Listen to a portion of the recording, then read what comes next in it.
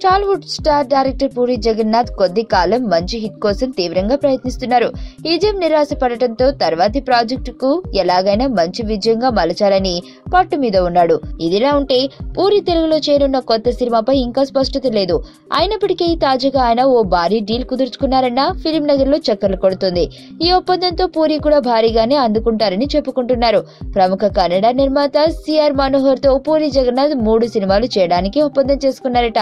ఈ నేపథ్యంలో భారీ మొత్తాన్ని పారితోషికంగా ఆయనకు ముట్ట చెబుతున్నట్లు టాక్. నిర్మాత మనోహర్ సోదరుడు ఇషాన్ ను హీరోగా పరిచయం చేస్తూ ఇప్పటికే పూరి దర్శకత్వంలో రోగ్ అనే మూవీ రూపొందుతుంది.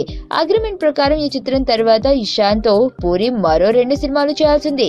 ఈ విధంగా పూరి భారీగా అందుకున్నారని సినీ జనాలు చెప్పుకుంటున్నారు. కన్నడ సినిమాలపై దృష్టి సారించి పూరి తెలుగు చిత్రాన్ని ఎప్పుడు ప్రకటిస్తారో వేచి చూడాలి.